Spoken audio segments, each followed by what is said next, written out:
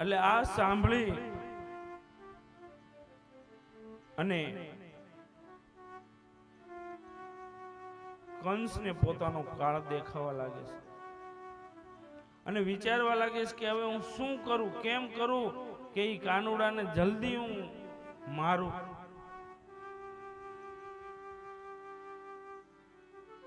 એટલે કંસે યુક્તિ રચી કે આપણે મથુરાની અંદર ધનુષ યજ્ઞ યોજવી અને ધનુષ યજ્ઞ જોવા માટે થઈ ગોકુળમાંથી કાનુડાને અને બલરામને બોલાવીએ અને એ અહીંયા આવે એટલે આપણે એને પૂરા કરીએ. એટલે કંસે વ્યૂહરચના નક્કી કરી અને કંસની પાસે મુષ્ટિક અને ચાણુર નામના મહાન બળશાળી પહેલવાનો હતા. એટલે મુષ્ટિક અને ચારુણ આ બે પહેલવાનો, બીજા બે પહેલવાન હતા શલ અને તોસલ. આ ચારેય ભયંકર પહેલવાનોને કહેવામાં આવ્યું કે તમારે જ્યારે કાનુડો ધનુષ યજ્ઞ જોવા આવે ને ત્યારે ગમે એમ કરી અને એની સાથે તમારે કુસ્તી કરવાની છે ને એને કુસ્તીમાં મારી નાખવા. અને એની પહેલા જે દરવાજો બનાવ્યો છે ત્યાં કુવલપીડિયા નામનો હાથી,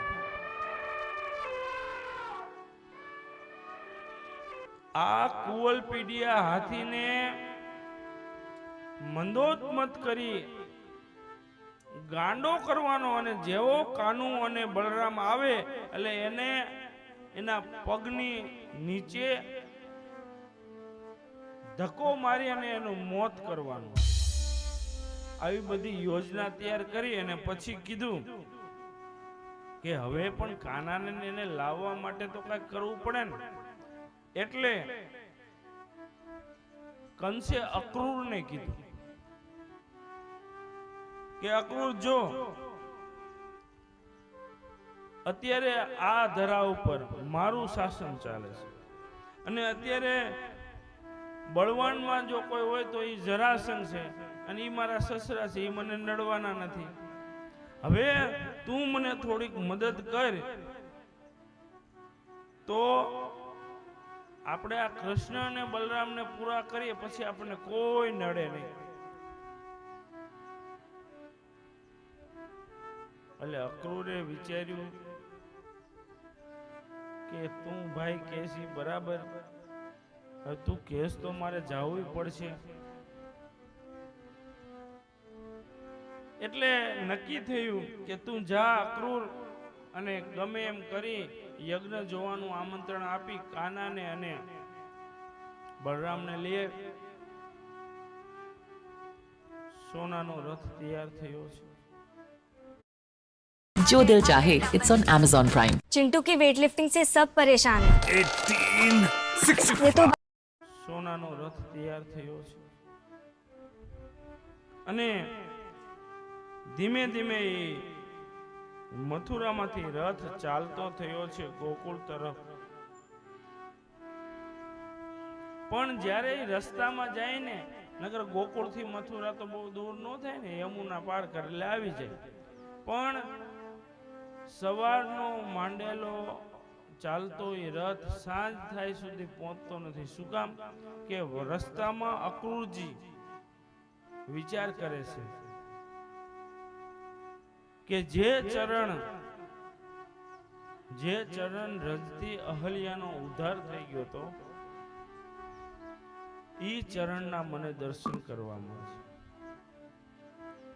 જેનું દર્શન કરવા માટે થઈને અનેક ઋષિઓ તપ કરીને રાફડા થઈ ગયા છે, ઈ પરમાત્માના હું દર્શન કરીશ. હોળી ઘડીક વાર એવો વિચાર આવે કે હું જઈ અને કયા મોઢે કહીશ કે હું તમને તેડવા આવ્યો છું. આમ વિચાર કરતા કરતા કરતા અક્રૂરજી સાંજનો સમય થાય ત્યારે ગોકુળમાં આવે છે. ગોકુળની અંદર સાંજ થઈ હોય છે. ઘરે ઘરે પિતૃઓનું, દેવોનું, ભગવાનનું પૂજન અર્ચન થઈ રહ્યું છે. વૃંદાવનમાંથી ગાયોના ટોળા, ગાયોના ધણ ચરી ચરીને આવી રહ્યા છે. વાછડા ભાંભરતા ભાંભરતા પોતાની માને મળી રહ્યા છે. અને ગોપીઓ પોતાના રસોઈ ઘરમાં માં અન્નપૂર્ણાને યાદ કરી અને રસોઈ બનાવશે. આવું સુંદર સાંજનું વર્ણન છે. બરાબર એ સમયે સુવર્ણ રથ આવી અને નંદાલયના દરવાજે ઊભો રહે છે. અને અક્રૂરજી રથમાંથી નીચે ઉતરી અને જેવા નંદાલયમાં પ્રવેશ કરે છે, પણ ત્યારે તો કૃષ્ણ અને બલરામ ગૌશાળામાં ગાયોની સેવા કરતા જોયા અને બે ભાઈ દોડ્યા. એ અક્રૂર કાકા આવ્યા, અક્રૂર કાકા આવ્યા એમ દોડે છે. અને જય અને બે ભાઈ અક્રૂરની એક એક હાથ પકડી લે છે. વચ્ચે અક્રૂરજી બે બાજુ કૃષ્ણ અને બલરામ ધીમે ધીમે નંદાલયમાં આવે છે. યશોદા બેસવા માટેનો આગ્રહ કરે છે, બેસે. એકબીજાના કુશળતા પૂછે છે. મથુરાની વાતો કરે, ગોકુળની વાતો કરે. એમ થાતા થાતા પૂછવામાં આવ્યું કે અક્રૂરજી તમારે આમ આવવાનું કારણ? અને અક્રૂરે કીધું કે મથુરા નરેશ કંસ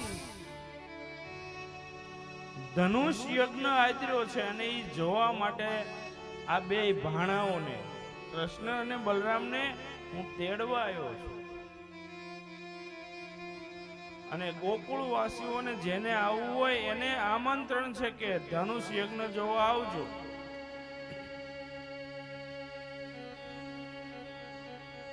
એટલે નક્કી થયું એવું કે સવારની અંદર સવાર થતાની સાથે કાનો ગોકુળને છોડીને જતો રહેવાનો છે. અને કાનો ગોકુળને છોડીને જતો રહેવાનો છે સાંભળ્યું અને તરત જ માં યશોદાને ધ્રાસકો લાગ્યો. ઈ વાતનો દોર ચાલુ છે. ધીમે ધીમે સાંજનું ભોજન થાય છે. પણ જ્યારથી માં યશોદાએ સાંભળ્યું કે હવારે કાનો જતો રહેવાનો છે, માં દુખી થવા લાગી છે. કાનાની એક એક બાળ લીલાઓ યાદ આવે છે કે હવે મારો આ કાનો ગોકુળમાં નહીં રહે, મથુરામાં જતો રહેશે.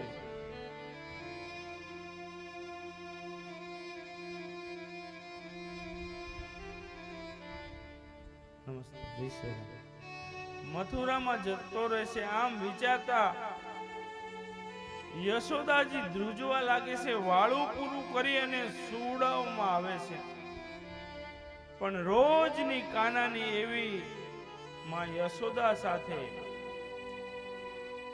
એવો ભાવ હતો કે કાનો સુવે ને એટલે માં યશોદા એના વાંકડિયા વાળની અંદર આમ હાથ ફેરવે, એકાદી નાની મોટી વાર્તા કહે, પછી જ કાનો સુવે.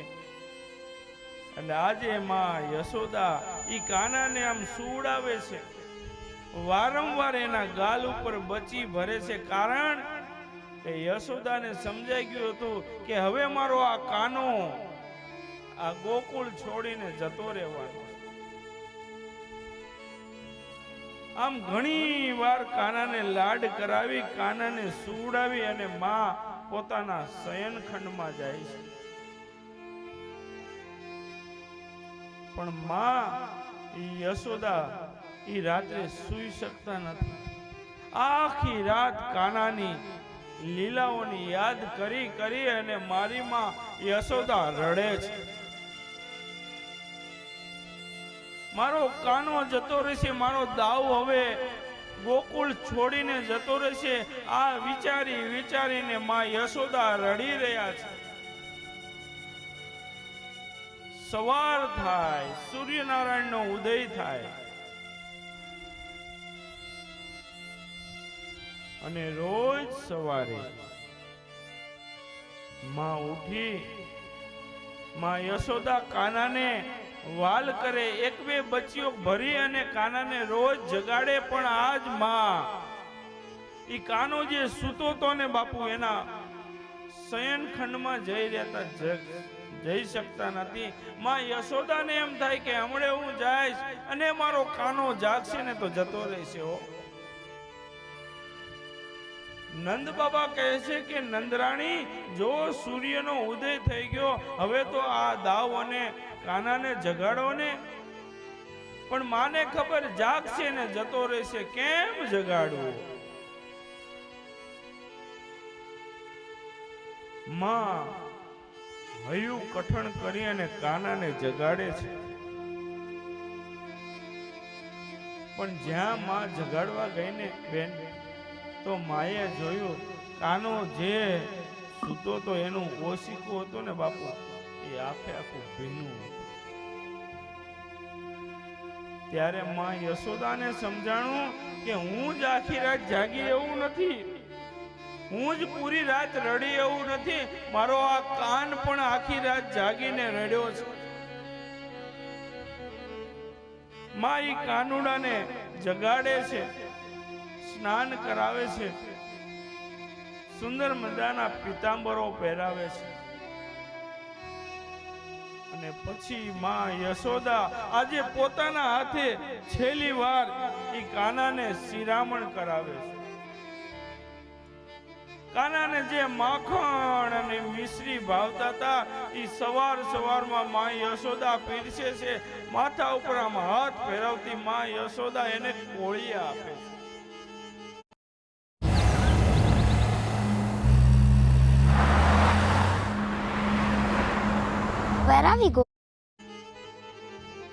પણ માને ખબર છે કે આજે આ મારો છેલ્લો દિવસ છે કે મારા હાથથી મારે આ કાનાને જમાડવાનો.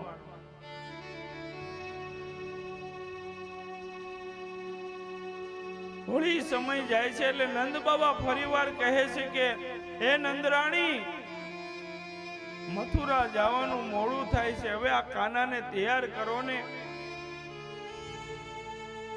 રથ તૈયાર થાય છે, પણ સાહેબ ત્યાં તો ગોકુળની અન્ય ગોપીઓને ખબર પડે છે કે આપણો કાનો, પોતાનો કાનો, વાલો કાનો ગોકુળ છોડીને જઈ રહ્યો છે. અને બધી ગોપીઓ પોતાના કામ છોડી અને નંદા લઈને દરવાજે આવે છે.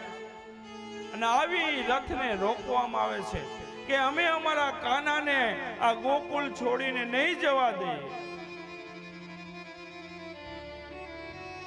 સમય થાય છે અને કૃષ્ણ અને બલરામ એ રથમાં બેસે છે.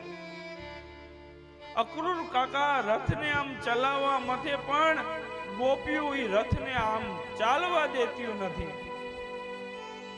કાનો બેઠો બેઠો કહે છે કે એ ગોપીઓ, આમ તમે ખસી જાઓ, અમારે મથુરા જવાનું છે. ત્યારે એમાંથી ગોપીઓ બોલે છે બા કે હે કાના, જો તારે ગોકુળ છોડીને જાવું જ હોય ને તો આ તારા રથના પૈડા અમારા શરીર ઉપરથી જવા દે અને પછી તું આ તારા રથને લઈને જા. કાનુડો બહુ સમજાવે પણ ગોપીઓ માનવા તૈયાર નથી. મુશ્કેલ એક બે ડગલા આગળ રથ ચાલે કા વળી એક ગોપી આવીને કહે છે કે હે કાના, હે કૃષ્ણ, આટલી માયા લગાડી અને આમ જવાતું હશે કાંઈ? વળી કોઈ ગોપી આવી અને ઘોડાની આમ વાઘ પકડી લે છે અને રથને આમ પાછો વાળવા મથામણ કરે છે. કાનુડો રડતા રડતા ગોપીઓને સમજાવે છે કે મને જવા દો. માં મુશ્કેલે ઈ રથ આગળ વધે છે, પણ જેવો રથ આગળ વધ્યો સાહેબ, અને ગોપીઓના ભાવની તો શું વાત કરું, જડ અને ચેતન આમ થંભી ગયું છે. ગોકુળનું ચેતન કેતા ગાયો ગાયોના મુખ આમ રથ તરફ રહ્યા છે અને ગાયું રડી રહી છે. કોઈ કોઈ ગાયના મોઢામાં ઘાસના તરણા રહી ગયા છે. ચાવવાનું ભૂલી અને ગાયો એ રથને નિહાળી રહી છે કે હાય અમારો કાનો ગોકુળ છોડીને જાય છે. પક્ષીઓ ઉડવાનું બંધ કરી અને ઝાડની ડાળીએ સ્થિર થઈ ગયા છે. જાણે પક્ષીમાં જીવ નથી, મૂર્તિ હોય એમ જડ જેવા બની ગયા છે ચેતનો.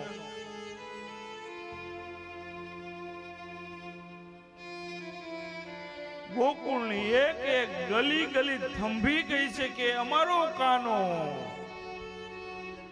ગોકુળનો કાનો, ગોકુળનો દાવ ગોકુળ છોડીને જઈ રહ્યો છે. મહા મુશ્કેલે રથ આગળ વધે પણ ત્યારે બધી ગોપીઓને દૂર કરતી કરતી માં યશોદા આવી અને રથની આગળ ઊભી રહે અને કે કાના 1 મિનિટ રથને ઊભો રાખ. અને રડતો કાનો કાકા અક્રૂરને કહે કે કાકા રથને થોભાવ. રથમાંથી કાનુડો નીચે ઉતરી માં યશોદાને વંદના કરે છે કે માં હવે બસ, મને ખબર છે કે તું સમી સાંજની રડી રહી છે. માં હવે રડવાનું બંધ કર. ત્યારે માં યશોદા કહે છે કે કાના તું ગોકુળ છોડીને જાય છે, તું ભલે જા પણ કાના મને એક વાતનું બહુ દુઃખ છે. માં તું દુખી ન થા. ત્યારે માં યશોદા રડતા રડતા કહે છે કે હે કાના તું ગોકુળને યાદ રાખજે, પણ મારા લાલ મારા કાન મેં તને ખાંડણીએ બાંધ્યો તો એ ભૂલી જાજે. એ કાના મેં તને 2-3 દી જમવા નથી દીધું, મેં તને ખાંડણીએ બાંધ્યો છે. એ કાના તું આ બધું ભૂલી જાજે. અને ઈ કાનો માને સમજાવીને રથમાં બેસે છે અને અક્રૂર કાકાને કહે છે કે કાકા હવે તમે જલ્દી આ રથને આગળ ચલાવો, નહીતર આમાંથી એકાદી ગોપી પોતાનો પ્રાણ ત્યાગી દેશે. અને કૃષ્ણ ભગવાનના કહેવાથી રથ ધીમે ધીમે આગળ વધે છે. ગોપીઓ જાણે મૂર્છિત જેવી થઈ ગઈ છે. અને ગોકુળની બહાર જ્યારે રથ પહોંચે ને ત્યારે ફરીવાર કાનો કહે છે કે કાકા અક્રૂર હજુ એકવાર તમે રથને રોકો. રથ રોકવામાં આવે છે પણ કાનો રથમાંથી ઉતરી અને જોવે છે તો એક ગોકુળના ઝાડની નીચે એક રાધા બેઠી. કાન ઉતરી અને રાધા પાસે જાય છે, પણ આજે રોજ રાધા અને કાન રમતા પણ આજે નથી બોલી શકતી રાધા કે નથી બોલતો કાનો. એકબીજાની આંખો વાત કરે છે. અને ત્યારે કાનો એને પોતાની કામળી અને બાંસુરી દઈ અને બસ નીકળી જાય છે. રથમાં બેસીને કે કાકા રથને જલ્દી ચલાવો. રથ મથુરા તરફ આગળ વધે છે. ગોપીઓ જાણે મૃત્યુ જોયો એમ રડી રહી છે. બધાની નજરી રથ તરફ છે. જ્યાં સુધી રથની ધ્વજા દેખાય ત્યાં સુધી જોવે છે. અને અંતે એ રથની ધ્વજા દેખાતી બંધ થઈ છે. જ્યાં સુધી રજકણ ઉડે છે ત્યાં સુધી બધા રડતા રડતા એ દિશા તરફ જોવે છે. અને પછી ગોપીઓ કહે છે કે માં રથડે બેસીને ગ્વાલો વહી ગયો, હવે પાછી વળને. અને ઈ માં યશોદાને પાછા નંદાલયમાં આવે છે. ને એક ગોપી કહે છે કે માં સાંજ થઈ ગઈ છે, દીવો પ્રગટાવું. ત્યારે માં યશોદા કહે છે કે હે ગોપી હવે તું શું દીવો પ્રગટાવીશ? મારો દીવો તો ગોકુળ છોડીને મથુરામાં વહી ગયો. અતિશય વિલાપ થાય છે.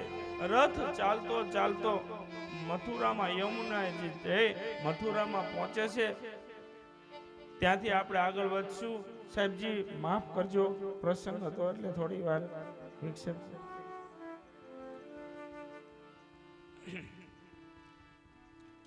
તો આપણી વચ્ચે માનનીય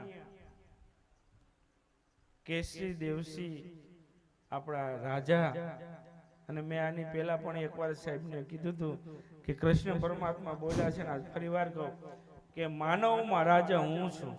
એવા આપણા સૌના માર્ગદર્શક, જે રાજા આપણા રાજા, જેમ ઓલા બધા ગોકુળ વાળા કે ને કાનો અમારો, એમાં આપણા રાજા પધાર્યા છે. આપણા બધાના અહોભાગ્ય કે પ્રસંગને લીધે થોડી વાર મેં કથાને વિરામ કરવામાં થોડી 2-5 મિનિટ લીધી આપણે, તો ક્ષમા કરજો. અને સાહેબ પધાર્યા, ખૂબ આનંદ. અને પાછા ભારત સરકારમાં પણ સાહેબ છે, એટલે બહુ ઊંચા હોદ્દા પણ. આપણા બધાના ભાગ્ય કે આટલા સરળતાથી આપણી વચ્ચે આવે છે. હનુમાનજીનું સાનિધ્ય, ભાગવતજીનું સાનિધ્ય, અને પધાર્યા સાહેબ. વ્યાસપીઠ વતી આપનું સ્વાગત છે, અને જે કાંઈ સાહેબનું સ્વાગત હોય એમાં આપણે જઈશું. પછી કથાના પ્રસંગને આપણે આગળ લઈશું. સૌને મારા જય સિયારામ, પ્રણામ. જય સિયારામ.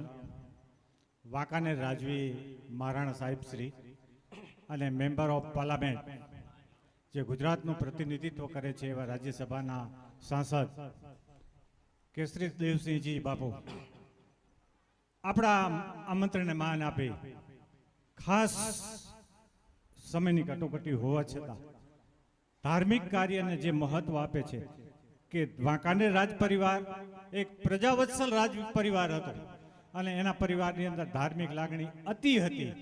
એ પરંપરા આજ સુધી ચાલી રહી છે, અને આવા ધાર્મિક કાર્યક્રમો થતા હોય ત્યાં બાપુ સાહેબની અવશ્ય હાજરી હોય છે. અને એના ભાગરૂપે આજે અહીંયા પધાર્યા છે, તો એમનું આપણે ખૂબ ખૂબ તાલીઓના ગડગડાટથી અભિવાદન કરીએ. તો બાપુ સાહેબ. પંડ્યાજી, 1 મિનિટ, મને યાદ આવ્યું કે હમણાં મેં ફોટા જોયા હતા બાપુ, કે ભગવાનની કૃપાથી, હનુમાનજીની કૃપાથી, સાહેબ જેને ભજતા હોય એની કૃપાથી સાહેબને ત્યાં પુત્ર જન્મ, પુત્ર આપણે બધા એને વધાઈ આપીએ કે આવું સ્થળ અને આટલા માણસો, એ બાળક ફરીવાર આપણા રાજા થઈ અને વાંકાનેરની અંદર આપણે બધા એના દર્શન કરીએ. ભગવાન એ બાળકને બહુ યશસ્વી બનાવે એવી હું પ્રાર્થના કરું. ધાર્મિક વાતાવરણ રાજ પરિવાર વાંકાનેરનું આખા દેશની અંદર જાણીતું હતું, અને આજ પણ જે લોકોની લાગણી એટલી ને એટલી જ છે.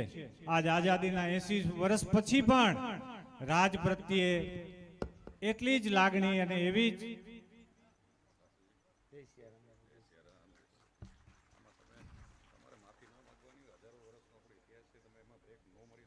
મહારાણા સાહેબ શ્રી શાસ્ત્રીજીનું સન્માન કરી રહ્યા છે. અને હંમેશા ક્ષત્રિયોએ તો શાસ્ત્રી અને સંસ્કૃતિનું સન્માન અને ઇજ્જત કરી છે, અને ધર્મનું રક્ષણ કરવા માટે હંમેશા ક્ષત્રિયો અગ્રણી રહ્યા છે. અને ભારતની સંસ્કૃતિ આમ જુઓ તો ક્ષત્રિયોને આભારી છે. તો માટે આપણે જે આ પ્રસંગ માણી રહ્યા છીએ, જે આપણી પોતાની આંખથી જોઈ રહ્યા છીએ કે આજનો આજે આ કાર્યક્રમ ખરેખર આપણા માટે અભૂતપૂર્વ કહી શકાય એવો કાર્યક્રમ છે. પછી બટુકભાઈ, તેઓ પણ શાસ્ત્રીજીનું સન્માન કરી રહ્યા છે. બાપુ સાહેબની સાથે પધારેલા તાલુકા ભાજપના પ્રમુખ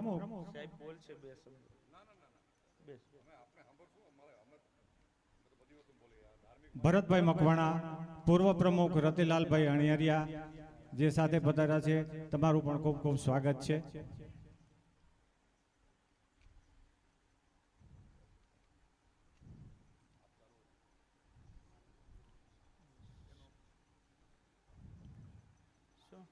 પાર્થોધ્વજ હનુમાનજી મંડળ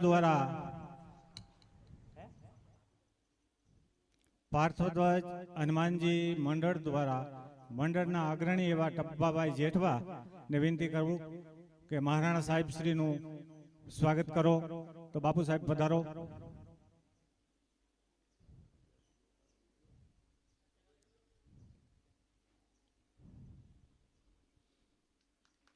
નમઃ પાર્વતી પતિ હર હર મહાદેવ હર. ભાગવત ભગવાન કી જય.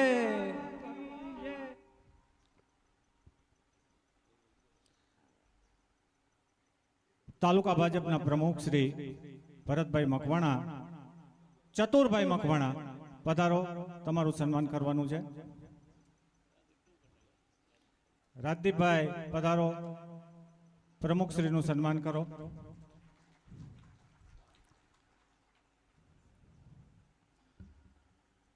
તાલુકા પંચાયતના તાલુકા ભાજપના